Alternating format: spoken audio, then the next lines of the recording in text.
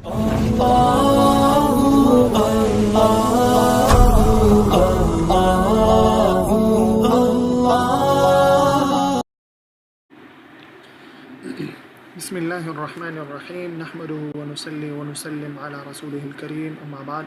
मुहतरम सामईन, ये हमारा इल्म मीरास में दुरूस इल्म मीरास में तीसरा दर्स है। हमने पहले मुक़द्दिमा और मबादी इल्म मीरास के चंद बातें और चंद उसूल और अहम बातें की थी। अब इस दर्स में हम अक़साम वरसा के बारे में मज़ीद बात करेंगे। हमने कहा था कि वरसा की 3 किस्में हैं, ज़विल फ़ुरूज़, असबात और ज़विल अरहाम। हम बितरतीब इनके बारे में तफसील बयान करेंगे इंशाअल्लाह। पहला इनमें से ज़विल फ़ुरूज़ है और इसमें 4 चीज़ें काबिल ज़िक्र है। एक तारीफ़, दूसरा तदाद, तीसरा तरतीब तालीमी और चौथा अहवाल। ज़विल फ़ुरूज़ की तारीफ़ उन वरसा को कहते हैं जिनका हिस्सा मुतय्यन हो। आसान सी तारीफ़ इसको जहन में याद रखनी चाहिए कि हर वो वरसा या हर वो वारिस जिनका हिस्सा मुतय्यन हो कुरान, सुन्नत या इजमा से, उसको ज़विल फ़ुरूज़ कहते हैं। क़ियास का इल्म मीरास में कोई मजाल नहीं है। इल्म मीरास में 3 चीज़ें बुनियादी हैं और दलाइल हैं जिनसे बहस की जाती है और जिनसे सबूत किया जाता है। एक कुरान, दूसरा हदीस और तीसरा इजमा उम्मत। क़ियास में इसकी कोई कार फरमाई नहीं है। वजह इसकी यह है कि क़ियास वो राय के साथ होता है और राय से किसी का हिस्सा मालूम करना ये ठीक नहीं है। यहाँ पर एक बात मैं फ़ायदे के तौर पर अर्ज़ करना चाहता हूँ, वो ये कि कलाला के बारे में हज़रत अबू बकर सिद्दीक़ रज़ी अल्लाह तआला अन्हु से पूछा गया। कलाला हर उस औरत को कहते हैं जिसका ना कोई बेटा हो, बेटी हो और ना उसका कोई माँ बाप वग़ैरह हो, तो उसको कलाला कहते हैं। मल्ला वलद लहू वला वालिदा, उसको कलाला कहते हैं। तो हज़रत अबू बकर सिद्दीक़ रज़ी अल्लाह अन्हु ने फरमाया था, अक़ूलु फ़ीहा बिरअयी, मैं अपने राय से इसमें अर्ज़ करूँगा।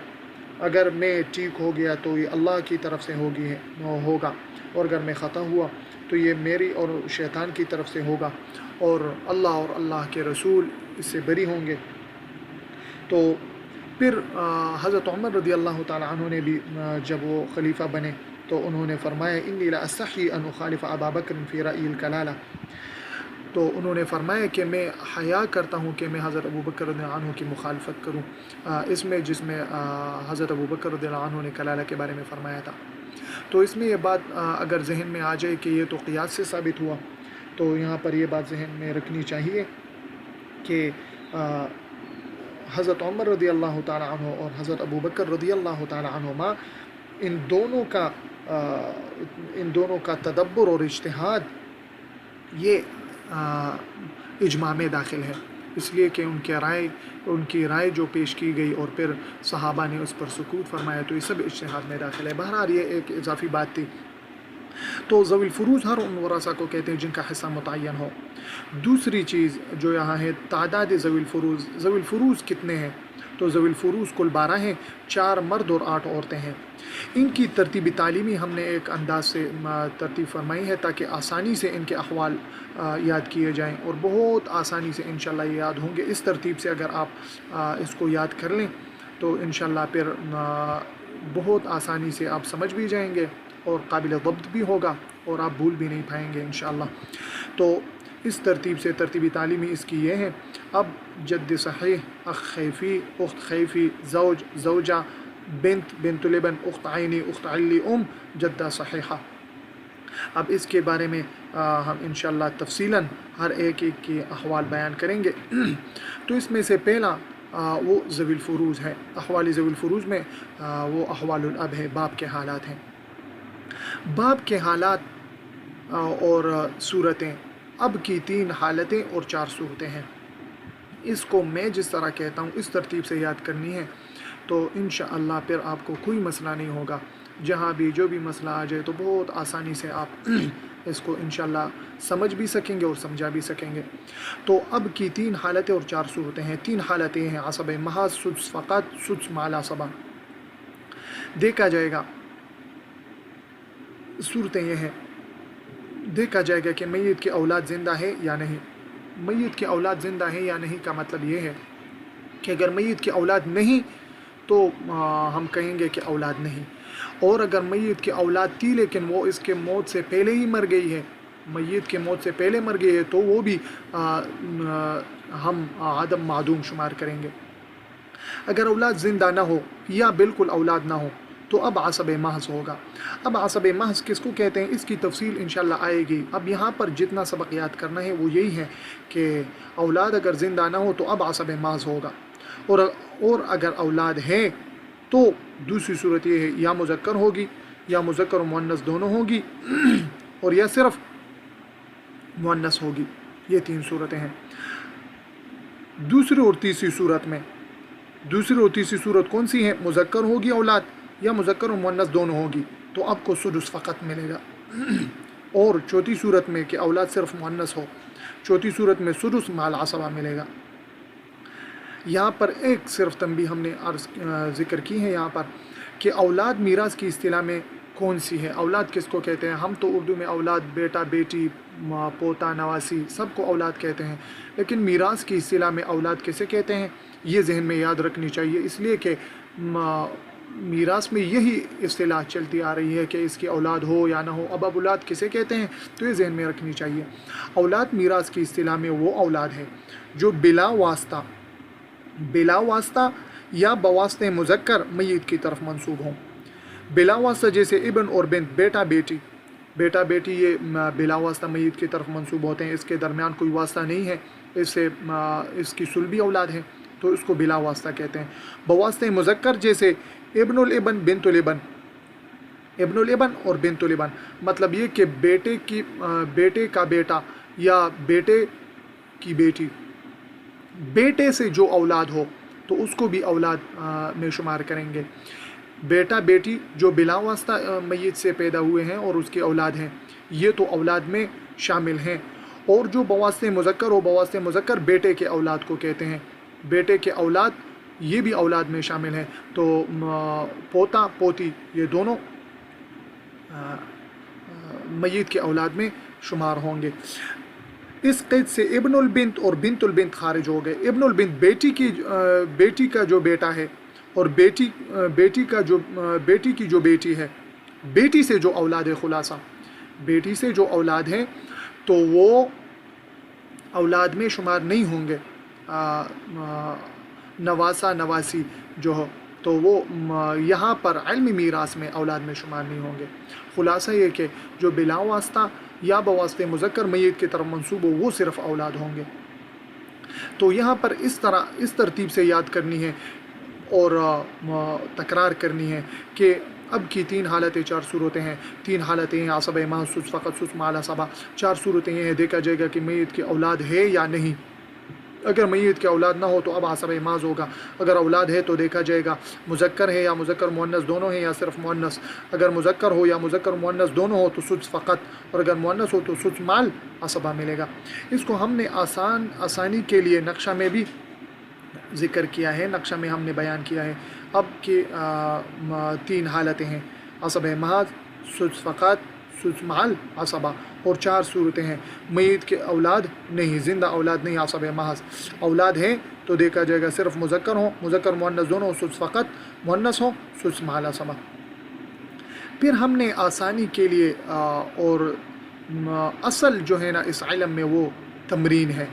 اگر تمرین نہ کی جائے، مشق نہ کیا جائے تو پھر یہ علم ذہن میں نہیں آتا. بہت مشکلات پھر سامنے آتی ہیں، انسان کو بہت چیزیں یاد ہوتی ہیں لیکن اس کی تطبیق میں جو ہے نا پھر مسئلہ پیش آ جاتا ہے. تو ہم نے اس کے لیے بہت سے مشقیں بھی اس میں ذکر کی ہیں. تو ساتھی اس طرح کریں کہ جو مشقیں اس میں آتی ہیں تو اس کو اپنے ساتھ کاپی میں لکھ لیں اور پھر اس کے کاپی میں اس کو اپنے لیے حل کریں. اب اس کو کس طرح حل کرنا ہے ہم نے مثال کے طور پر آپ کے لیے چند مثالیں یہاں حل کی ہیں، ان کو میں ذکر آپ کو دکھانا چاہتا ہوں. یہاں پر یہ دیکھیں جی کہ یہاں پر اب ہے، ہم نے بتایا کہ اگر میت کی اولاد نہیں، اب یہ میت ہے، میت کی اب ہے، اب کے حالات ہم میت کے اولاد میں دیکھیں گے.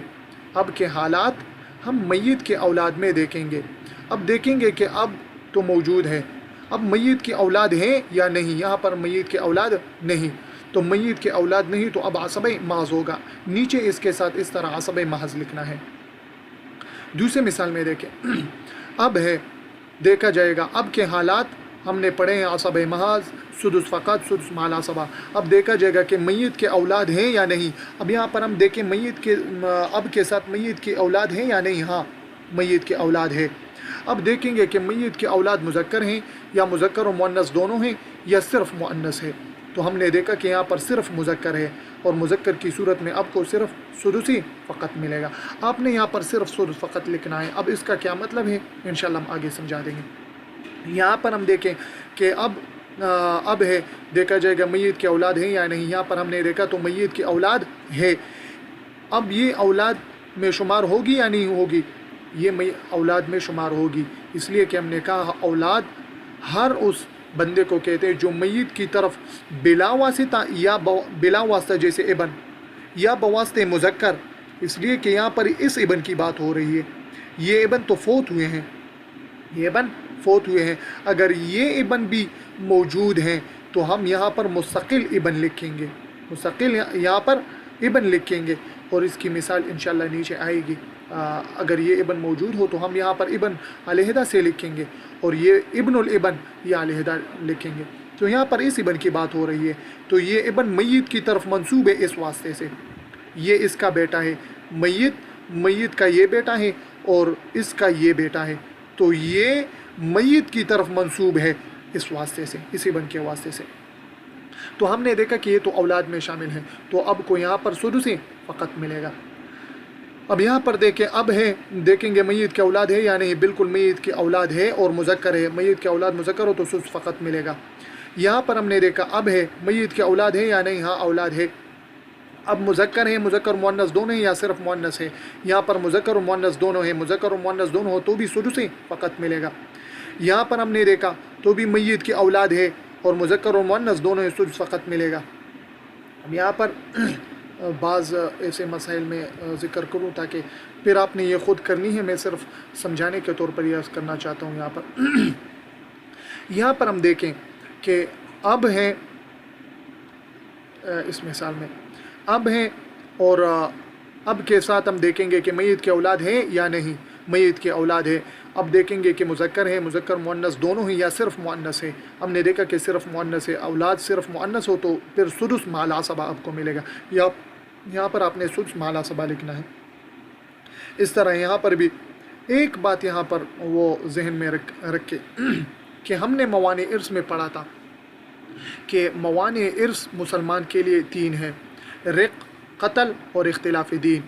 اگر وارث رقیق ہو، غلام ہو تو وہ محروم ہوگا، اگر وارث اس میت کا قاتل ہو تو وہ محروم ہوگا، اور اگر وارث وہ کافر ہوگا تو وہ محروم ہوگا۔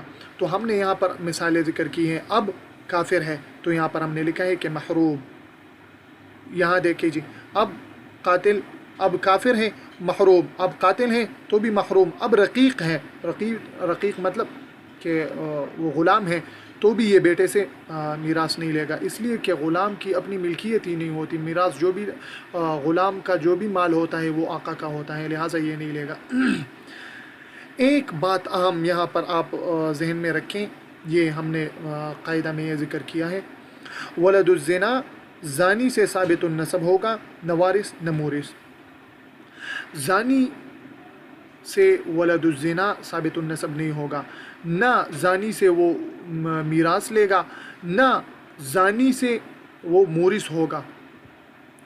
مثال کے طور پر یہاں پر دیکھیں، زید فوت ہوا ہے اور زید کے نطفے سے، زنا سے ایک بچہ نعوذ باللہ وہ پیدا ہوا ہے تو وہ ولد الزنا ہے، اور ہم نے قاعدے میں بتایا کہ ولد الزنا زانی سے ثابت النسب ہوگا، نہ وارث نہ مورث، یعنی نہ تو ثابت النسب ہے، اس سے نسب بھی اس سے ثابت نہیں ہوتی زید سے، اور نہ وارث ہوگا، نہ یہ ولد الزنا اس سے میراث لے سکتا ہے، اور نہ یہ زید اس ولد الزنا سے میراث لے سکتا ہے، مورث بھی یہ نہیں بن سکتا۔ مورث مطلب یہ کہ یہ اپنا مال اس کو دے دے، مطلب یہ کہ یہ فوت ہو جائے اور زید اس سے مال لے لے، تو اس کو مورث کہتے ہیں. مورث بھی نہیں ہو سکتا, وارث بھی نہیں ہو سکتا کہ یہ زید سے مال لے لے. لیکن یہ بات ذہن میں رکھنی چاہیے, زانیہ سے ثابت النسب بھی ہوگا, وارث بھی, مورث بھی. اور اگر ولد الزنا, بعض امثلہ میں ہم نے سمجھانے کے لیے, ذہن میں رکھنے کے لیے یہاں پر زید کے بجائے ہندا لکھا ہے, تو پھر یہ ذہن میں رکھا جائے کہ فوت جو ہوئی ہے وہ عورت ہے, اور عورت سے ولد الزنا یہ ثابت النسب ہوگا, لہٰذا پھر یہ میراث لے گا. پھر کیا لے گا؟ میراث لے گا. تو پھر اس صورت میں, اگر اس صورت میں بات اس طرح سے ہوئی تو ہم نے یہاں پر یہ بات ذکر کر دی کہ ولد الزنا نہ ثابت النسب ہوگا, نہ وارث نہ مورث. تو اس صورت میں اس سے کوئی تو میراث نہیں لے سکتا, لہٰذا یہ کالعدم ہم شمار کریں گے. ہم ایسا کہیں گے کہ ولد الزنا اب یہاں ہے ہی نہیں, تو میت کی اولاد بالکل نہیں ہے, تو میت کی اولاد نہیں, اب کو عصبہ محض ملے گا. اب یہاں پر ایک مثال میں آپ کے لیے ذکر کروں تاکہ کوئی اشکال پہ نہ رہے. دیکھیں یہاں پر اسی طرح ہم نے ایک اور بات بھی وہیں پر اگر کر لیں تو آسانی ہوگی. اسی طرح ولد اللعان, ملاعن سے نہ ثابت النسب ہوگا, نہ وارث نہ مورث. اس طرح ولد اللعان بھی ہے, ایک آدمی اور اس نے لعان کیا ہوئے, تو وہ بچہ نہ تو اس آدمی سے ثابت النسب ہوگا, نہ وارث نہ مورث. ملاعنہ جس عورت سے وہ پیدا ہوا ہے تو اپنی ماں سے وہ ثابت النسب بھی ہوگا, وارث بھی اور مورث بھی. اس کی وضاحت یہاں پر مثال میں کی جائے گی انشاءاللہ. یہاں دیکھیں, ولد اللعان ہے, زید ہے, اس کی بیوی نے ایک بچہ جنا, اور اس زید نے کہا کہ یہ مجھ سے نہیں ہے, یہ بیٹا مجھ سے نہیں ہے, پھر اس میں لعان ہوا. تو یہ بچہ اس زید سے ثابت النسب نہیں ہے, نہ وارث ہے نہ مورث ہے. تو ہم اب کے حالات دیکھتے ہیں, تو ہم دیکھیں گے کہ میت کی اولاد ہے یا نہیں. تو میت کی اولاد نہیں, اس لیے کہ یہ میت کی اولاد میں شمار ہی نہیں, تو اس لیے عصبہ محض ہوگا. سمجھ میں بات آ گئی انشاءاللہ. اب یہاں پر ہم دیکھیں, اب کے حالات ہم دیکھ رہے ہیں, دیکھیں گے کہ میت کی اولاد ہے یا نہیں. یہ تو ابن الزنا ہے, زنا ہے, لیکن اوپر ہم دیکھیں کہ یہ تو ہندا ہے, تو ہندا سے یہ بچہ پیدا ہوا ہے. ہم نے کہا کہ ولد الزنا زانی سے ثابت النسب ہوگا, نہ وارث نہ مورث, لیکن مزنیہ سے جس سے پیدا ہوا ہے اس سے ثابت النسب بھی ہوگا, وارث بھی اور مورث بھی. تو پتہ چلا کہ یہ اس کا بیٹا ہے اور یہ اس کی ماں ہے. تو جب ہم نے دیکھا کہ میت کی اولاد موجود ہے, تو اور اولاد کیسی ہے, مذکر ہے, تو یہاں پر سدس فقط ملے گا. یہاں پر بھی ابن اللعان میں بھی ہندا سے اس کے نسب ثابت ہیں, تو لہٰذا یہاں پر بھی سدس فقط ملے گا, اس لیے کہ میت کی اولاد موجود ہے. یہاں پر بنت زنا میں سدس مال عصبہ ملے گا. آپ کو کیوں؟ اس لیے کہ بیٹی ہے, اور بیٹی کا نسب اپنی ماں سے ثابت ہوتا ہے, اگرچہ وہ زنا سے ہو, اور تو پھر سدس مال عصبہ اس کو ملے گا. یہ باتیں چند ہم نے ذہن میں رکھی, اور یہ بات بھی ذہن میں رکھے کہ ابن ہم نے کہا کہ جو بھی موانع ارث میں سے موجود ہو جائے تو پھر وہ محروم ہوگا, اور محروم کالعدم ہم شمار کریں گے. محروم ایسا ہوگا کہ ہم اس پر ہاتھ رکھیں گے گویا کہ یہ موجود ہی نہیں ہے مسئلے میں. مثال کے طور پر اب یہاں پر اب ہے اور ابن ہے. ابن کون ہے؟ قاتل ہے, یہ اس میت کا قاتل ہے, اس میت کا قاتل ہے. اگر اس نے کسی اور کو قتل کیا ہے, میت کو قتل نہیں کیا, تو یہ اپنے والد سے پھر میراث لے گا. قاتل کا مطلب یہی ہے کہ میت کا قاتل ہو. تو اب ہم یہاں پر موانع ارث موجود ہوا, تو موانع ارث کی وجہ سے یہ محروم ہوگا, یہ محروم ہوگا. تو محروم کا مطلب یہ ہم اس کو کالعدم شمار کریں گے. ہم کہیں گے کہ یہ بالکل یہاں پر نہیں ہے, تو میت کی اولاد نہ ہو تو پھر اب عصبہ محض ہوگا. اس طرح یہاں پر بھی اب عصبہ محض ہوگا, اس لیے کہ ابن رقیق ہے اور یہ موانع ارث میں سے موجود ہے, لہٰذا ہم اس کو بالکل کالعدم شمار کریں گے. امید ہے کہ آپ کو یہ سمجھ میں آیا ہوا ہوگا, لہٰذا ساتھی اس کی مشق کریں اور اس کو اپنے ساتھ لکھ لیں. انشاءاللہ آگے دروس میں پھر اور احوال بیان کیے جائیں گے. السلام علیکم ورحمۃ اللہ تعالیٰ وبرکاتہ.